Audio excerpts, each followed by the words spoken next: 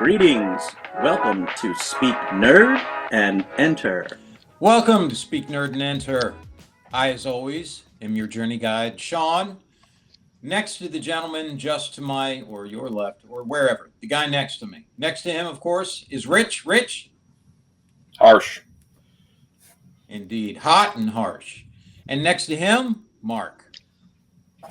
Ooh. All right, and the one you've been waiting for, just back from anywhere, any when, big city USA, he embarked on a mission to become the better half of the man with no name. A mission that only served as a veneer to cover his true dark purpose, satisfying his almost crippling fetish to urinate into soup bowls and chafing dishes. Ooh. Often known to observe with dignity and stoicism, no, you're crazy. Visionary author of Operation Latte Thunder and mastermind of Project Mayhem, the K-Man. Hello. That one was creative. Well, that's great. I don't know about the peeing and the chafing dishes and things. That's Oh, we all know about that. You don't understand the reference? well. I mean, there's a local news story about somebody peeing into things that sort of No, came it to had mind nothing to immediately. do That with was that. yeah, no. It was a fast food restaurant manager who was peeing into the shake machine and videotaping it for his own pleasure. Well, come on. Who hasn't? Yeah. But you guys, do any of you know what I was referencing? Nope. Rich? No. No? Kelly, do you even? No. Didn't get it. Really? Yeah. Wow. I thought there was too much in there. It was Fight Club. Oh, I've forgotten that one. The man with no name, the better half of him. Well, yeah, I know the man with no name. Yeah, that. No. Dish in particular. The narrator for Fight Club never had a name. Mhm. Never had a Correct. name. The only one who did, of course, was Brad Pitt's character. So he was the better half of the man with no name. He was everything that he wanted to be, but couldn't be. And then, of course, Brad Pitt and the whole thing about him, urinating in the soup bowls and stuff is one of his jobs. And Yeah, then, that I remember. Yeah, when he was Yeah. working as the what would you call it? Not a butler. The he's a busboy. busboy. Thank you. Yeah, the busboy.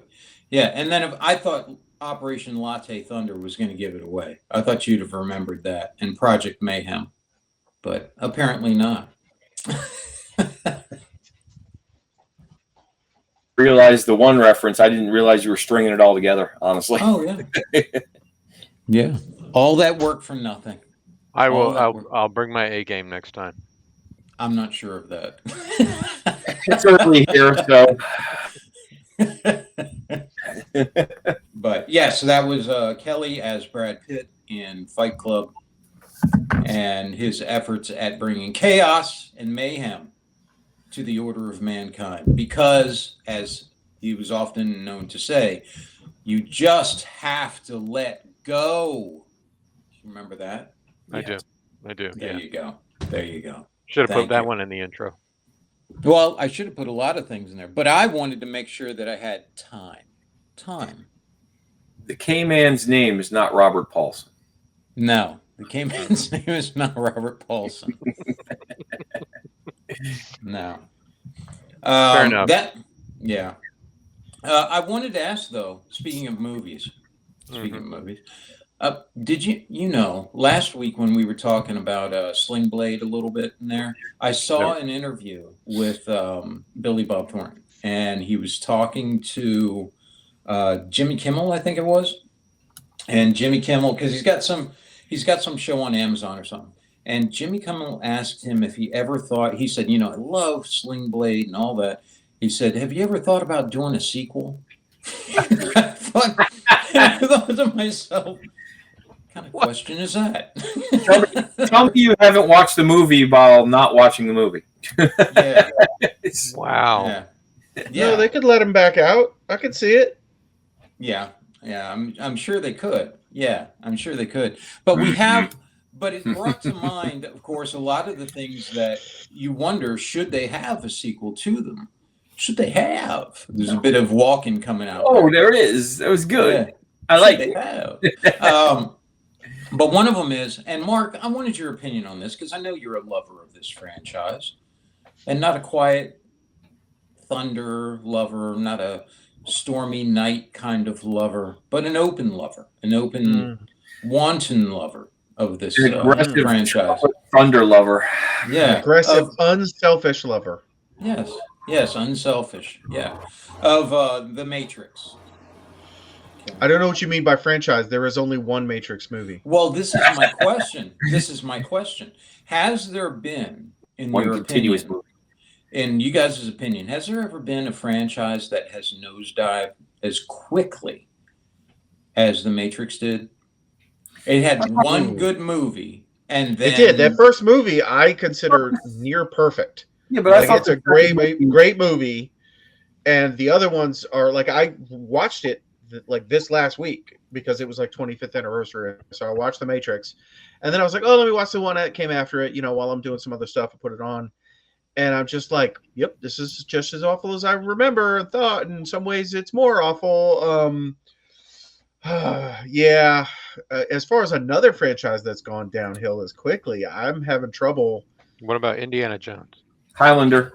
Highlander went downhill immediately. That was the worst sequel I ever saw in my life. Okay, would I'll give you that. First Highlander movie, has not. Yeah. The first movie hasn't really stood up to the that's nostalgia. the thing. That's the thing. The first, I wouldn't even put that in there because in hindsight, Mark's right. You can look at Matrix and enjoy the first movie just about as much as you did. I when you enjoyed first saw it. second one. But I really the do. Highlander, I can't watch that now and enjoy it like I did, We when can't I was all younger and dumber. Yeah. we can't I'm looking all forward to the reboot of Highlander. maintain our But, childlike fascination with interesting things. It's okay. It's all right. Yeah. Well, some just suck, and we were just too young to know it. Yeah. That's like the whole It didn't ninja, suck. like the whole ninja craze, And Highlander did not suck. I will agree with you that there are elements of it which are dated and did not age well, but the film itself I thought is still well paced. It's brief in the places it needs to be brief. It explicates in the places it needs to explicate, and it doesn't give you too much information. It allows you to draw conclusions. I still think it's a good film, but It gave me lie. it gave me way too much information in that the in that It was prize- more than 10 minutes. no in that the prize was I know everything. Okay, well, so Yeah. It's interesting. It's interesting that you. As a side note, it's interesting you bring that up because I'm listening to or I read a couple of social media forums that discuss the Highlander, and there's a whole bunch of people who are just coming to it now who are fans, but they don't understand the prize at all. And they actually just published a book about the production of the film where they go into the notes they had and the back and forth between the directors and the producers and the screenwriters about what they intended it to be. And it is exactly as it intended. It is, the prize was an offshoot of The Quickening. The Quickening was it's a hippy dippy sort of thing. It was a connection to the universe. So the more immortals you killed, the more connected you became to the universe. And that was when they had the deer scene when he said, feel the heartbeat and all that other crap. Yeah. He was connecting to the universe. And each immortal, the more they gained the power of the ones they've killed, they would get that bigger and bigger connection until the ultimate prize was intended to be ultimate consciousness, which when I read it, I said, I don't know if I like that much. Yeah. But because what would the Kurgan do with ultimate consciousness? Yeah, What's he gonna do? see, none of that. You None of that turn makes wise and good. No, I don't know what he'd do. It's too on. I don't like it. I don't want to know what people are feeling. This is annoying. That was the best line out of Spaceballs was that, evil will always win or always triumph because good is dumb. Yeah. And I feel that holds true in so many cases, including that. But The Matrix itself, I can enjoy over and over again the original. You really don't like the second one? Really?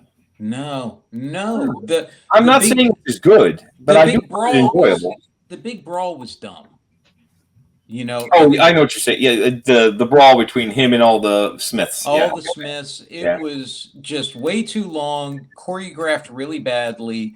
The special effects looked weird. You know, it was just pushing the limits of its abilities. Yeah, right. Many characters on screen. That was the first time that the Wachowskis really started to indulge themselves in the story rather than looking at the story and saying, okay, is this good or not in a larger sense? And they really started to think of themselves as a little more interesting and inventive than they were.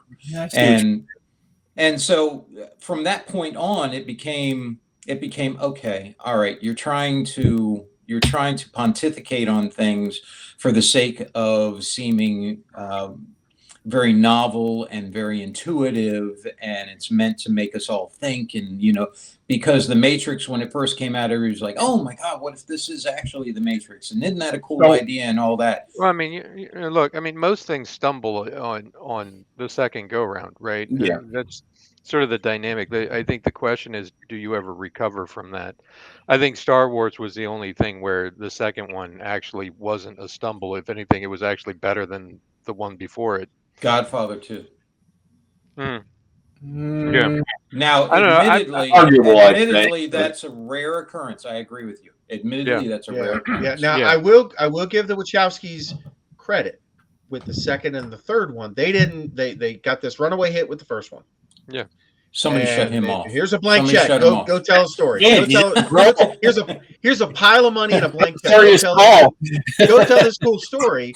And so the second and the third movie were filmed at the same time, right? And so they didn't make the second movie and then, fingers crossed, hope it was really, really good, and then they'll give us a third movie. Like everything before it was pretty much made. They came out with, they're like, here's our story. This is going to take 2 movies. Let's film it all at the same time. Turned out they were both kind of bad, but whatever. Like, that was like, they did have a vision for their story and they executed on that. I'm not defending the story. They get worse every time I watch them. Mm-hmm. But there was this is what we want to do, and they did it. So they get all the credit and all the blame, whereas a lot of other franchises like, oh, hey, this was a good movie, now we're going to make a second one.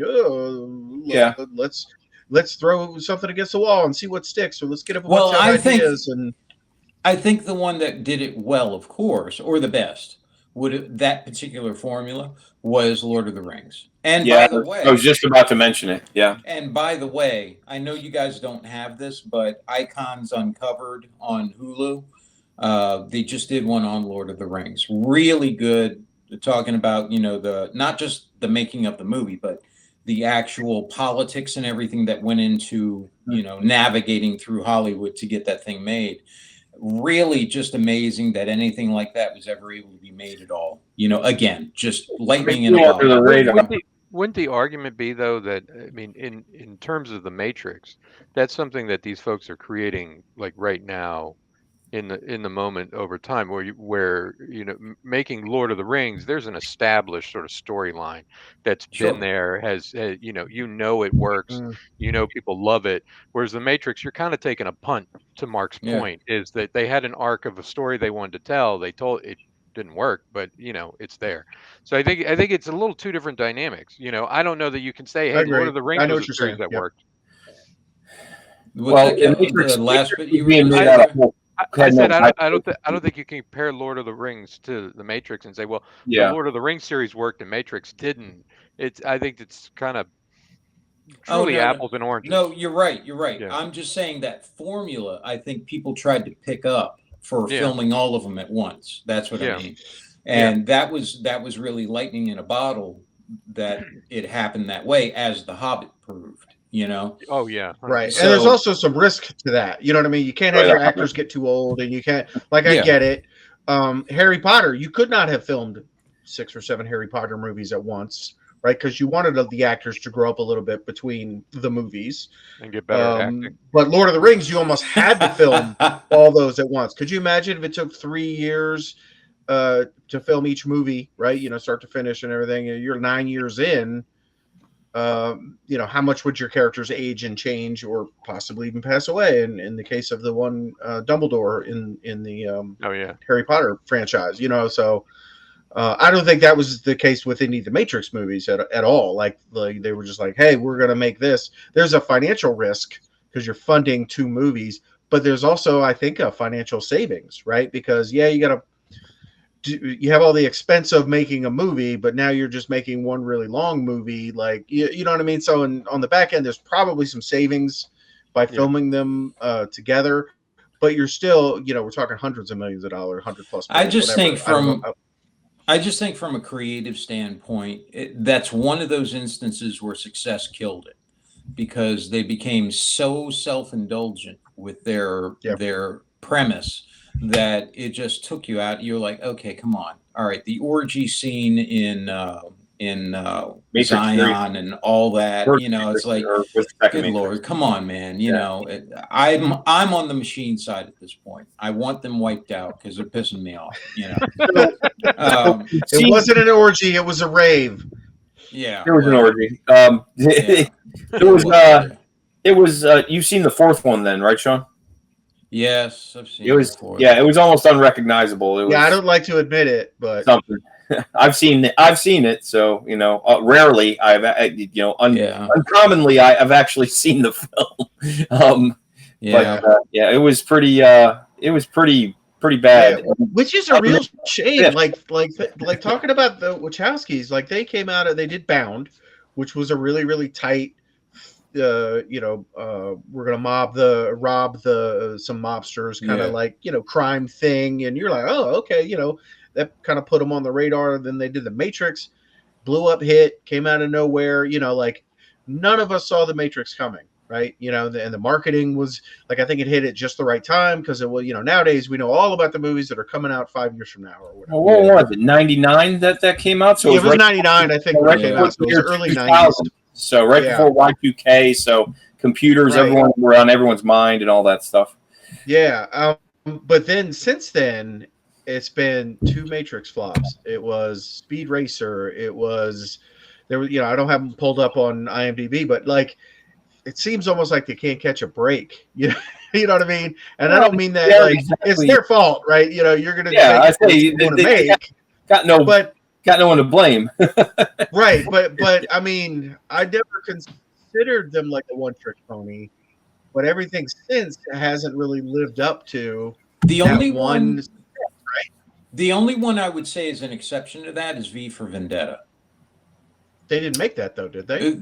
They did. They were the producers on that, I believe. They weren't directors. They were producers. No, they weren't the directors. No.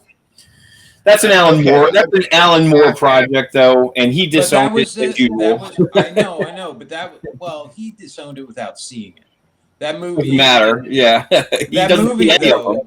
Yeah, I know, but that's just because he's a curmudgeonly, ridiculous hedge wizard. Yeah, who does magic. Come on. Yeah, hedge wizard. Yeah, he's a total anomaly who's just really weird in so many ways. Right, but mostly I'm talking about what they've directed. No, I get it. But the reason that was made was because of them. Yeah, and you can see their fingerprints all over it. But it was a good story. But to your point, because they didn't direct it, it had a tighter, better story inside the movie than the other stuff that they did after the Matrix, where they just kind of went hog wild and figured, okay, now we can just let go with, But see, I think this is, again, I mean, this goes back to some of the old discussions that we've had. Is the issue to tell a compelling story, or is the object to simply bring in a return on investment from the studio and the producers to say, hey, look, I delivered this movie and it earned this amount? I think there's less focus on the compelling story and more about, hey, did you hit the marks that make people feel generally good and willing to spend, $50 to go to the movies on you're absolutely right on that. And I think the two forces, again, to go back to that Icons on Earth thing where they're talking about Lord of the Rings, this is really what it was about. Was, of course, the studios want the money. And originally they were working with what's his face, the horrible guy from Hollywood, the one who's Weinstein. Thank you. Yes, originally he was the guy. I'm like, that doesn't narrow it down much. That horrible guy from Hollywood. No, yeah, it does. But he did. He did every Kevin Gonna Smith need more. So Yeah, the icon for the bad guys in the Hollywood. Weinstein Company had his hands in a lot of popular movies of that era. Well, he did, but specifically this, he really had his hands in this. Yeah, and he controlled it, and they had to actually buy him out so that they could get away, because he wanted to tear it down from 3 movies to 2 movies to then 1 movie, and it was going to be this really, just like you said, Kelly, check the box, we want our return on investment, that's it. But on the other hand, you had Peter Jackson, who truly loved the movie. Oh yeah. And I'm talking about the movie that was made back in the 70s, was it? Yeah, the animated one. The animated one, right. Ralph Bakshi film. Yes. He was a huge fan of Lord of the Rings, loved that movie that was put out and all that. And he had promised himself, I'm going to make this movie when I grow up.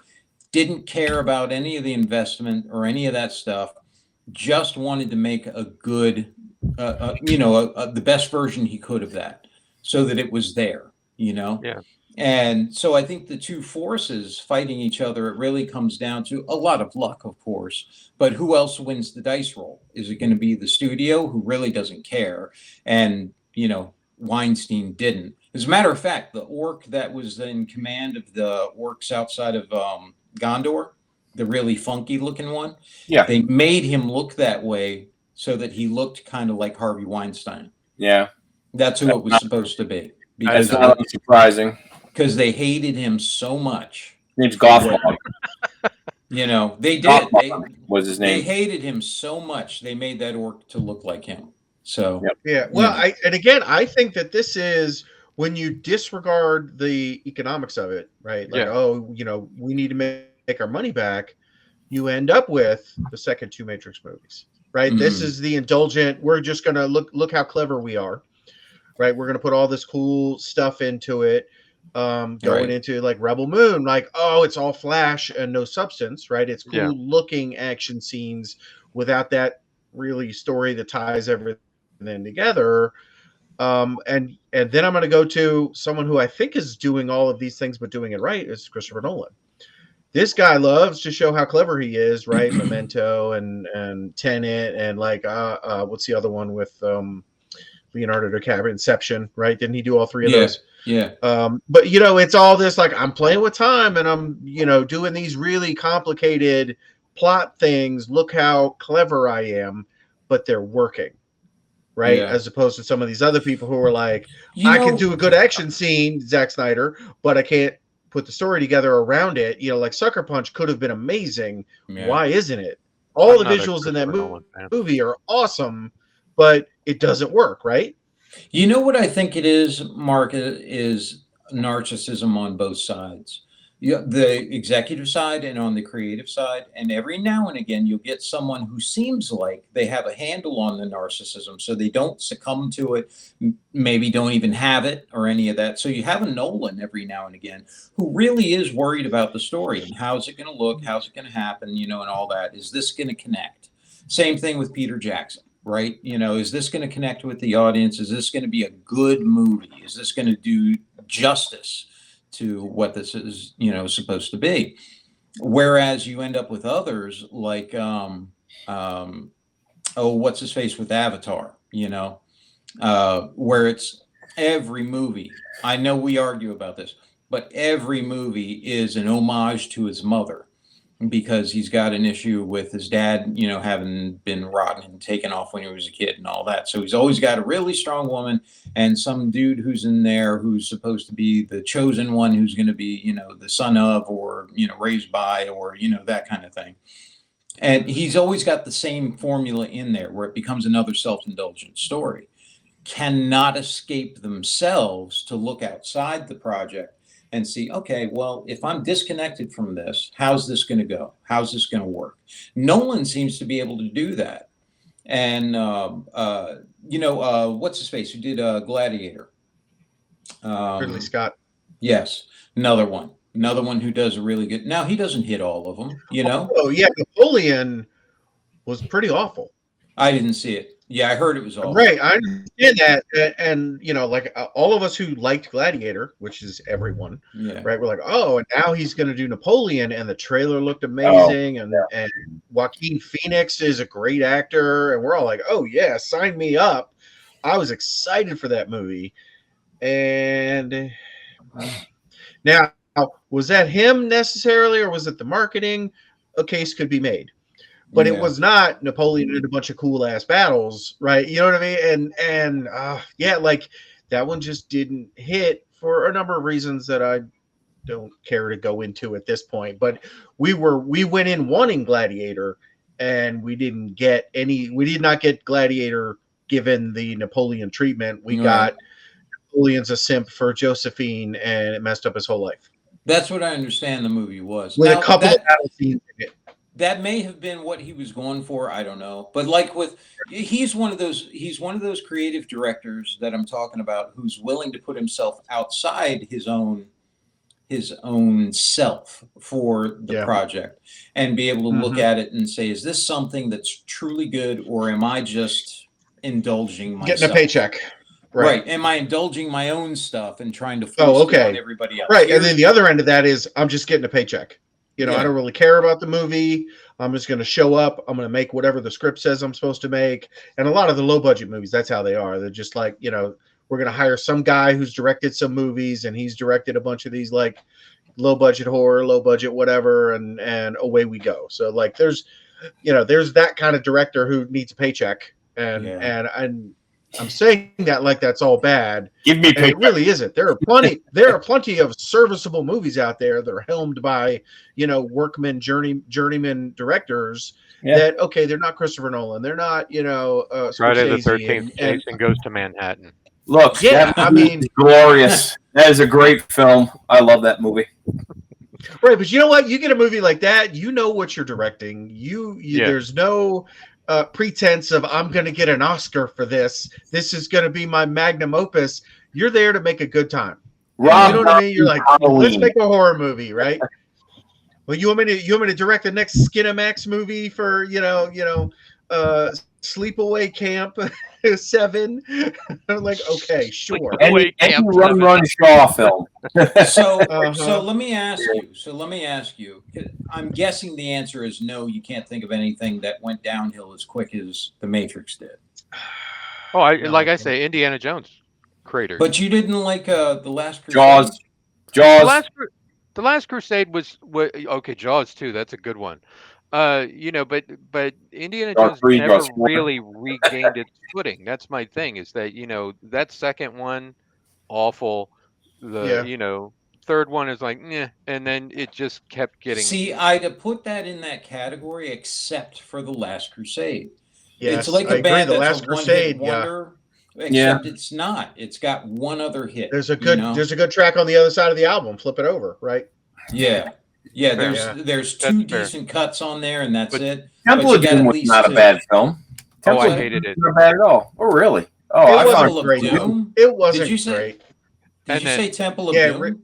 Yeah. No, that's awful. Oh. And then Kate Capshaw, are you nuts? I could care less about Kate Capshaw. Short Round were great. The best thing about that movie was Short Round. Evaluation for the police. Huh? Did you make it through the psychological evaluation for the police? I can't believe that someone who thought Kate Capshaw and I didn't say I liked Kate Capshaw. I didn't say it was. Officer Rich, what is your opinion of this movie? I did not. I like it. I didn't say it was Raiders, but it wasn't. It wasn't such a steep drop off as saying. It was steep. That was bad. You're trying to. Again, Raiders of the Lost Ark was a lightning in a bottle. Again, it was unknown. It was. Yeah. Mm-hmm. And the thing was, Temple of Doom started. Just thinking on the movie, it started okay for like 20 minutes, and then just like tanked. Kate Capshaw showed he was terrible and crushed it. But the rest of the film, like all the stuff around it, the guy, the Kali Ma guy, it was all. I liked all that. Every 5 minutes with the Indy. Yeah, she was terrible. Well, I'm not lying. I'm not trying to hold up Kate Capshaw. I'm saying there was enough good movie there.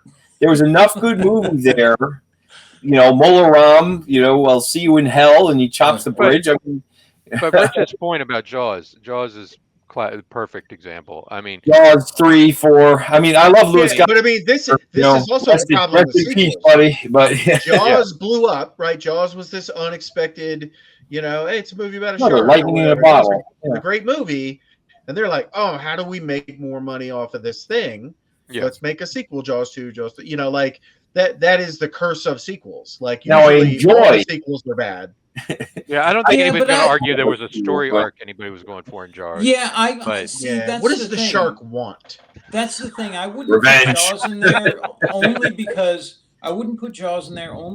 that is a one-trick pony where fish shows up and eats people. Well, it had 5 tricks. But I mean, it's like Halloween. It's like Friday the 13th. It's like Nightmare on Elm Street. It's just water-based, right? I mean, but we're talking about the Matrix lines, right? But no, because the Matrix was a higher level of premise than Jaws. Matrix was groundbreaking much more than Jaws was. Jaws was shockingly Jaws was a horror movie, monster in the house trope with a shark in the water. Right. It was the first blockbuster, sure. But it was only that because of the shocking part of the fish eating people, right? Matrix was a blockbuster because it had a premise no one had seen before. I'll argue with you there. It was definitely a unique premise, so I give you that. But my point being, it was a world of its own, is what I mean. Yeah. And speaking of which, we didn't add in. Did you like the Animatrix, which was the background material that they published? Even though it was animated, it was still good stories. And some of them were good, some were decent, some of them weren't. But I wouldn't put that in. That's not like you were saying before. I mean, yeah, but that's not the Wachowskis. What about Look Who's Talking? That tanked on the second one. There you go. That's arguing that the first one was any good. Again. 3 Men and a Baby. That's right. But that's right. 3 men and a little lady. Mm-hmm. What about Ghostbusters? Ghostbusters 2. I thought Ghostbusters 2 wasn't a steep drop off at all. It wasn't as good as the first. Yeah, I wouldn't say that's the same as The Matrix, though. I can watch Ghostbusters 2 and still find some enjoyment out of good bits. I can't trying to find your guardrails. That's what I'm asking. Is like, where are your guardrails? Okay, I'm going to give you an example here. Okay, so the second Matrix. Anything I'm going to watch where they're having, as a perfect example, dreadnoughts with no cover. Mm-hmm. You're riding around in a Ripley-esque exoskeleton, going into battle, where there are big robots and guns and all of that, and you got no protection. Yeah, they should have been a big robot. That's the dumbest thing in the entire world. It wasn't even a big. Oh no! Don't forget the wheelbarrows full of ammo being sent out by runners. Yes. You're exactly right. It was just a frame. It wasn't even an armored suit. It was just you strapped it on. It was the Ripley lifter bot. Yeah. It's all it was with guns. Yeah, with guns on it. And Mark's right. Some kid running out with a wheelbarrow. Yeah. How about you stack up the ammo and link it, and the things never have to move. There's a pile as big as they are full of ammo, and until the guns melt. If I was going to say my guardrails, it would be that, because I wanted them to be so good. I wanted it to be good so badly because I loved the idea of these dreadnought things out there in the battle with these robots and all that. Yeah. That would have been amazing. And I was so pissed off because I couldn't get into it because, as Mark said, the wheelbarrows and the canopies not being there. What about? I see. What about Die Hard? Die Hard 2 was entertaining. It's very watchable.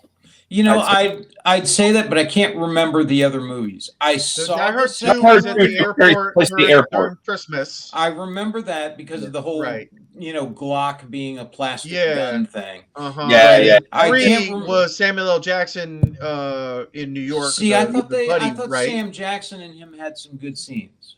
Yeah. Did they not? Yeah, the movie story wasn't that great, though, but they did have some great scenes together. Okay. Yeah, I mean, none of the Die Hard movies were as good as The The first first. one. Yeah. I mean, but duh. They were all fine. I'm gonna go see. It's like Lethal Weapon. Lethal Weapon, the first one, you're like, oh, I'm here for a good time. Yeah. Any Empire. of the other Lethal Weapons better? No, but they were still a good time. Lethal Weapon You know what doesn't. I mean? Lethal Weapon I put into the Highlander category. It doesn't hold up. I hear you, but you know what? It was, if you were watching 80s action movies, you were watching Lethal Weapon, and yeah, we watched it. But I can say Predator, of course, The Thing, those hold up and more. Sure. But the others, nah, I got no excuse for them. No, I'm looking through a list of movies here, and if I go with the criteria being that there was an intended story arc to it, there's not a lot of franchises that fall into the category of where the Matrix would end up. Most of these, they're just like, hey, that worked. Let's do it again and see if we can make more money. Exactly. So, and that's what going back to the point of the Wachowskis, clearly when they made the first one had some ideas and were given this blank check for the follow-ons, and they capitalized on that and said, hey, we're going to make 2 movies to tell this story. And they rolled the dice and they went big. I will give them all the credit in the world for that, because I would rather you have a vision and not just follow some dollars. Oh, Jaws made money. Let's make another one about a different shark. He had babies or something, and there's another shark. That's never going to be as good as, hey, here's our idea. We want to put in, this is where werewolves and vampires come from, right? They had some ideas of world building that they put into the movie, and you were like, oh, that's kind of cool, even if the overall arc didn't work. I'm in the minority in that I like the second Matrix movie, but I understand Sean's criticisms of it, especially with the effects and some of the holes in the story. But the third one is the most unforgivable one because I couldn't make heads or tails of what they were doing. The story, it was. I made heads. I don't think it was over my head. I just thought it was a mess. I made heads or tails of it. I just didn't like it. I didn't like the heads and tails. Because we saw, I believe, we went and saw the third Matrix. We went and saw the third Matrix movies together in the theater, if I remember correctly. And we came out of it. We said, "What the hell did we just watch? What's with all the TVs? What's going on?" Some guys. The thing I really liked about that third movie is when they go to the bar and the Merovingian is like, you have to go do this quest for me or whatever. They're like, nah, they just put a gun in his face. They're like, give us what we want or I'll shoot you in the face. That felt very like what we would do in one of our role-playing games. We're like, the DM's like, you have to go on a quest and deliver me the Oracle's eyes. And we're like, nah, shoot him. Maybe they were good parts, but maybe I'd have been in a better mood for that scene if they just hadn't done previously the scene where they all jump on the ceiling and start walking around shooting each other, and it's just what was that for? Bullet time. Gotta have bullet time. Oh my God, he's on the ceiling. I can't shoot him now. What is that tactic? Cool. What does that do for you? I don't get. I wanted to yell at the screen. What is this? What are you doing? Why am I watching you? I will testify that you did. You stood up in the theater and shook your fist at the screen and said, "Why?" But I tell you what, because it looked cool. Air quotes, right? And that's not a good reason. I'm with you. Not good enough. That's another example of the Dreadnought thing. I wanted it to be cool, but I was so angry because there was no way I was going to be able to, make that cool with what I was given visually to enjoy. That's just not going to happen. Intelligent AI consciousness. They really they studied no combat strategy. We're just going to run straight into the bullets until we run out of robots. Yeah. I mean, we'll clog your barrels with our. We're not going to come from multiple directions all at once. We're not going to come from the bottom to the top and hit you in a pincer. The simplest combat philosophy ever, a pincer move. No, they're going to do none of that. It was the Soviet philosophy. Yeah, I think we're going to pour it in like a cup of coffee. No, I think they watched a lot of Futurama and took a lot of Zap Brannigan's tactics to heart. Brannigan? Yeah. Well, what are you talking about? But some creative people, like Nolan, like we were talking about there, like Peter Jackson, are able to, it seems, to be able to surround themselves with people who can tell them no or rein this in or how about this idea. So That's stupid. so that it has a better viewpoint. Yeah. There are some creative folks who are able to do it just on their own. Tolkien is really good at it, even though there's, it's not perfect. He's got a couple of things in there that could have been, or Martin and stuff like that. Yeah, exactly. There are, but man, they are heads and tails above others Always. that way. But it's very rare. One day we'll with all that said, let me ask you, what are your hopes for this new Matrix that they're making? So I hadn't heard about the new Matrix until None at all. the conversation we had right before the show. So I guess I would say I still don't know about it. What do you fill me in? What has been announced? Well, you're the computer guy. Go ahead and pull it up. See if you can pull up an article on it. So my thoughts are, Sean, while he pulls that up, if it's connected at all to the fourth one they did, I have zero hope for it, because the fourth one was just I don't think utterly. It was just skin. See, I don't think Keanu's in it, but I may be wrong. See, the one thing that they do have going for them with the Matrix thing is that, of course, as the architect said, this is whatever version of this the iteration had. Yeah. Right. Yeah. So they could just reboot the whole thing and say this is another iteration of it. But then it's not the Matrix. What? What'd you call me?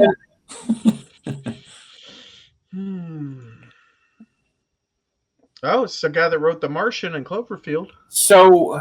Oh, really? Says, writer of The Martian, Cloverfield, and World War Z will write and direct fifth film in groundbreaking cyberpunk franchise, according to The Guardian. I don't know, man. You can only some things need to just be left alone and stand on their merits and age and their own. But here's the thing with the Matrix. I'm willing to actually have a reboot of that. I am. Because the world itself, like I said, could be so cool if you got it in the hands of someone good. Think about Star Wars. How often the prequels sucked, how the sequels sucked, and all of that, right? But you have the one guy who does Rogue Squadron, who does a really good job with it. And so I suppose I'm Rogue One. Yes, Rogue One. I'm sorry. Yeah. But you know what I meant. But yeah.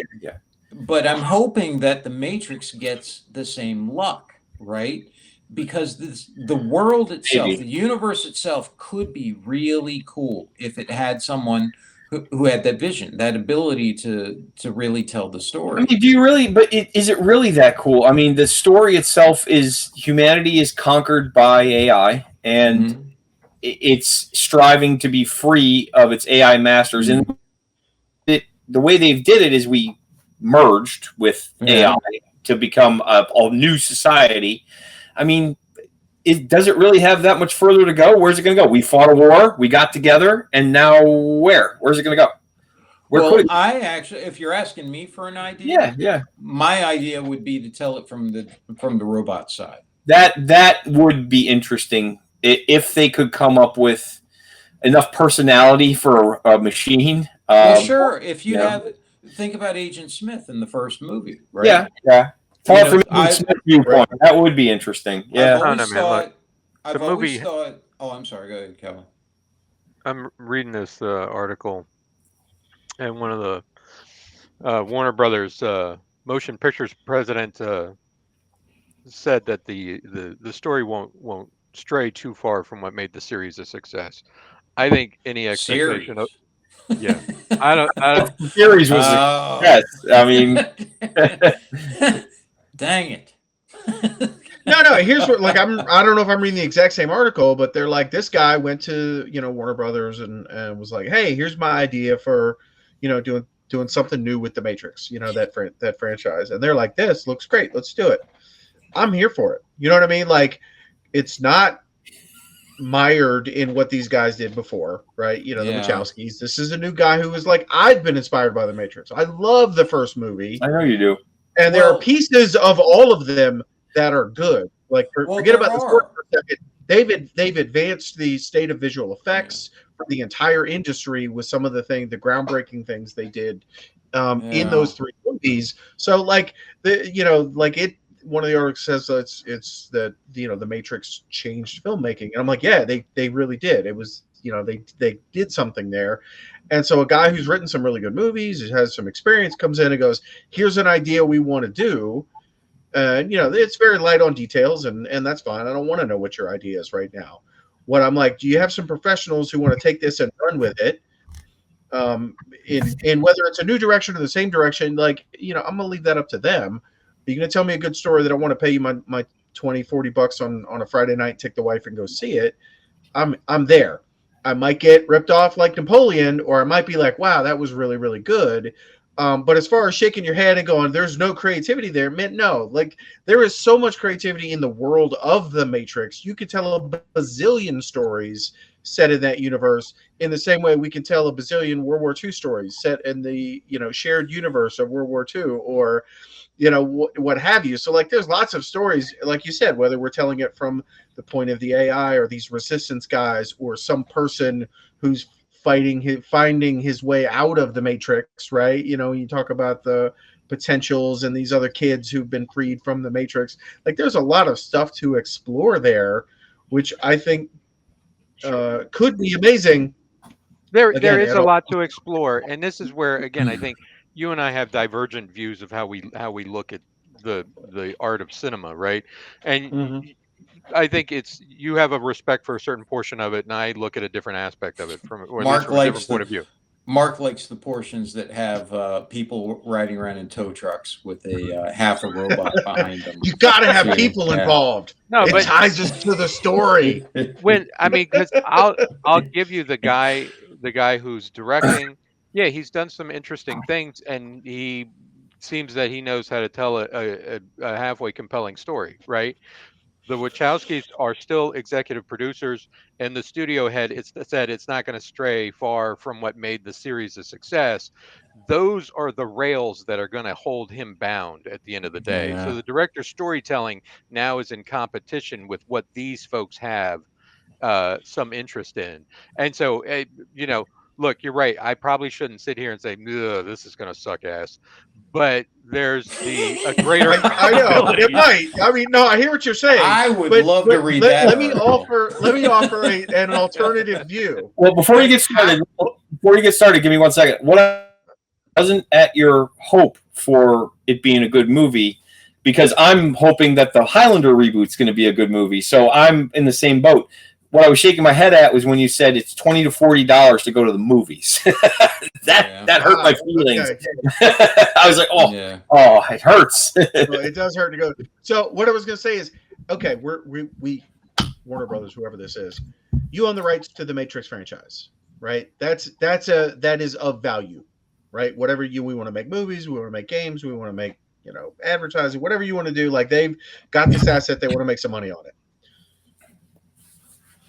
Inside baseball, the Wachowskis have fucked it up for 10 years, right? We gave you your shot, go sit on the bench over here. We want to let someone else play in that sandbox, and maybe they'll do a better job. Right. We have to let them be executive producers, right? Like, think of the politics of that. We're going to make a Matrix movie, but you can't be involved. Well, like, that's never going to fly. So what I'm saying is, making them executive producers. Yeah.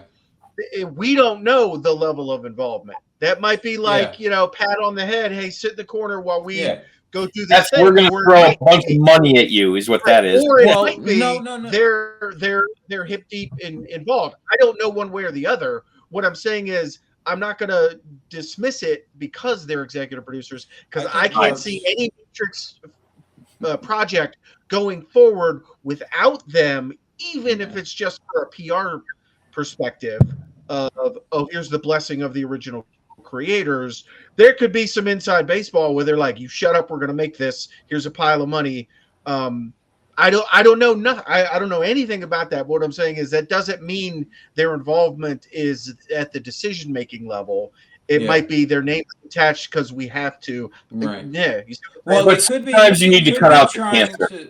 They could be trying to do it the smart way, because, like Mark said, you just don't know. But I also know from having, of course, watched Call Me Chado and his channel and stuff like that, where he talks about if you're going to reboot something, if you're going to make a different project like what we're talking about here, there's things that you should do. And for the people who are fans of that franchise, you need to let them know, I'm making overtures to let you know I'm trying to take this seriously and not just throw away everything you love and believe in.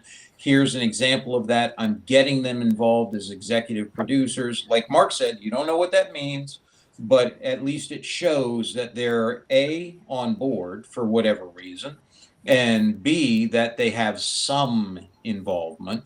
So hopefully that helps to assuage some fears without driving everybody else away who thought, oh my gosh, not the Wachowskis again, please, you know. So yeah, No more. Yeah, because at this point, I think I would be, as a fan, a huge fan of the first movie. Like The Matrix is in my top 3 of all-time favorite movies. So as a fan, if they were like, we're making another Matrix thing and the Wachowskis are not attached, I'd be like, sweet. You know, that would not deter me in the least. Right. But I also have to give them the respect. They came up with it. They did the story. They brought it over the finish line. Good for them. And so them being involved, I'm like, okay, cool. You know, like if anything, it's a slight negative. Like you guys were kind of leaning toward that. But then, you know, the glass half full, hope springs eternal part of me is like, maybe they're just attached as a name. So positive about the things that you love. Hey, I wanted to ask you guys before we have to skedaddle. Excuse me. Skedaddle. I wanted to ask you guys real quick about the Joker. If you saw the trailer for that, I did. I did not. You I've not seen the trailer. I have seen the one clip from a cinematography standpoint where I guess Lady Gaga's character draws a little lipstick smile, and then Joaquin Phoenix like slowly puts his mouth in front of it and kind of smiles, and it gives you that Joker kind of look. And so the things I saw, they were like, you know, look at the cinematography and of this brief clip. You know, we're in good hands. Was the gist of that clip, and I was like, okay. I won't ask you your opinions then right now. I'll wait until you see the clip. And Rich, don't say anything. I will not. I will not. I don't want you. It's obvious how you feel about it, so I don't want you to say anything more. Yeah, it's okay. It's okay. I won't poison the well.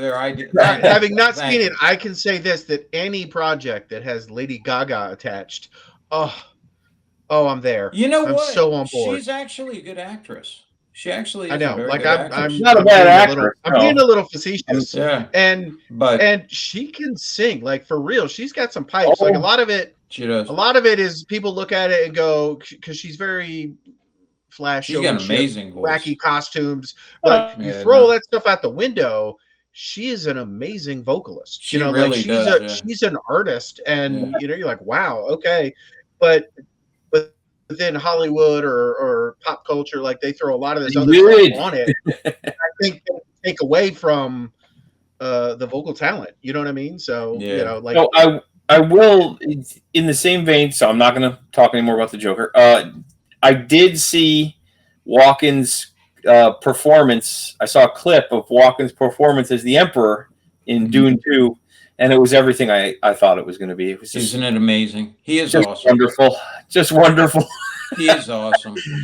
He can't. I'll have your head. Yeah. He can't help but be Walken, and that is all I ever wanted. Oh, good. So good. But he does. And there it is. Yes. No, he couldn't have said it better. That was right. That was poignant. Oh, I cut out. You absolutely cut out right in the middle. The whole point was that the Emperor was supposed to be just a figurehead, right? So, but the way he came across as he actually believed that he was in charge, and then he got shown he wasn't. It was, but Walken did a great job of just being Walken, just being himself. Yeah, he is amazing. He is awesome, and I find it. I don't want to open that can of worms again, but Kelly, I hope you find some joy in that bit at least. The Walken experience of any cinematic journey that you take. Yeah, no, I don't think I criticized him in Dune. Yeah, I he criticized brightens everything.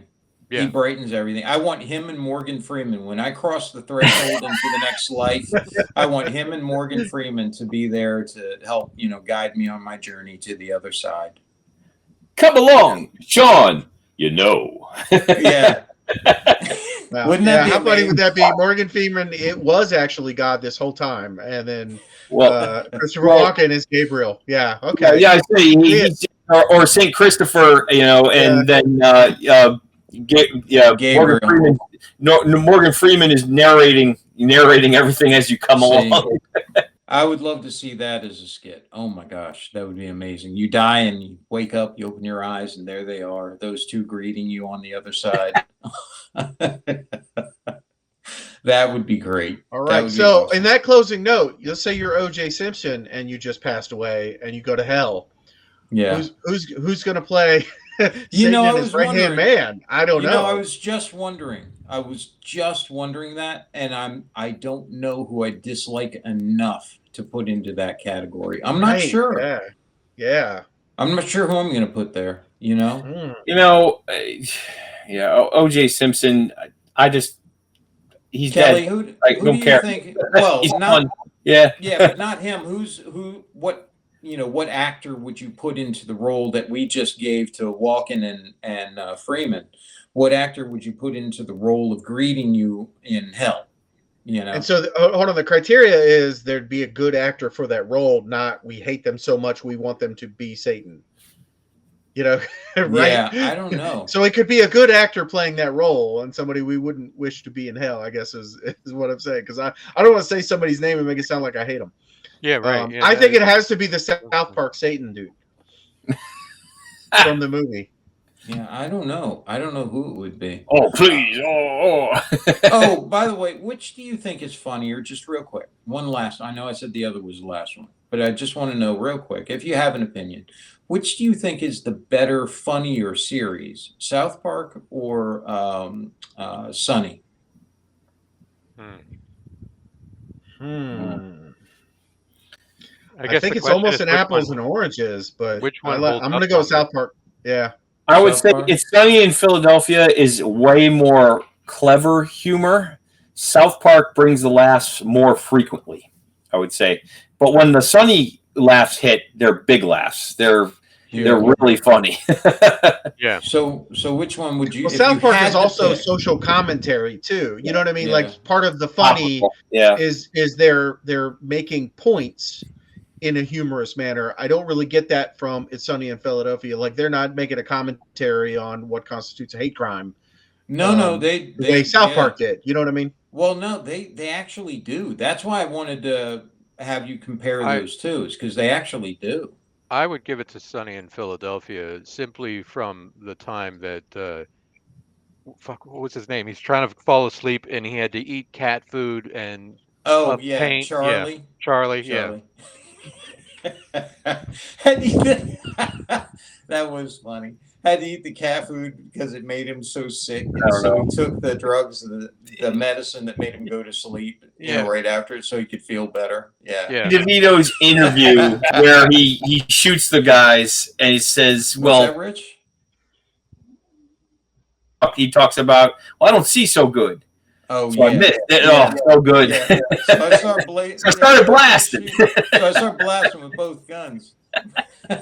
Come to Johnny's gun shed. Get your guns. I don't run so good, so I started blasting with both guns. But I don't see so good. So that I love that. I don't know what I would pick, because if I were going to think of my iconic scenes for those, would be Frank driving that Lamborghini with the door up, eating cheese puffs. Absurd. It's absurd. That's the difference. The humor is different. It's always funny. And then Butters, his mother, driving the car to the dock to then have him roll slowly into the water because she's going to murder him because his dad is going to the bathhouse. I mean, And Butter's in the car. Hey, Mom, the car's rolling. I really think I ought to stop now. And I just remember the first time I saw that, I was laughing so hard because it was just so dark and so funny. South Park, South Park has the bit with Bruce Jenner. It's a buckle up, buckaroos, and running people over. I mean, South Park, the humor is more consistent, but it's also more basic. The humor in It's Always Sunny in Philadelphia, it comes in waves, but it's very complex and absurd. It's just, and it sticks with you because the more you think about it, the funnier it gets. Yeah, so, Humor kind of punches you direct. Yeah, I don't know which one I would choose. I'm not sure. Different types of humor, I think. Maybe South Park because there's more of them, but that's not really a fair comparison, So I don't know. 20 years, over 20 years, something like that. Yeah, I don't know, but anyway, that's had a good run. Yes, it has consistent too. Consistent run. All right. Well, thank you, gentlemen. As always, a great one. I'll try to come up with a better, more grounded, I guess, dull, more on the nose intro. Something more contemporary. I'll try to play down to your awareness. I thought for sure you guys would get it. I was so disappointed in you. No, I just thought you were talking about disconnected things. I got some of the references, but I didn't have all of them because I didn't remember them all. Honestly, I didn't remember. I thought for sure the line with Project Latte Thunder Mayhem would have been. Yeah. No. The Operation Latte Thunder would have been it, but I guess not. I just love Kelly as the architect of Latte Thunder. Sometimes sometimes Sean, you're just way up here. You're just way up here on us. You're on a different level. Yeah. You're flying in the clouds, and we're down here on the ground just looking up. I like the idea of Kelly's face photoshopped on Brad Pitt in that poster for Fight Club. Yeah. One big giant black glove. You want some of that? Got the black eye, Yeah, I like that. He's a great man, All right. Well, all right, guys. Thank you very much, and I will see you next time. Peace out. And always remember. This concludes our Speak Nerd and Enter broadcast.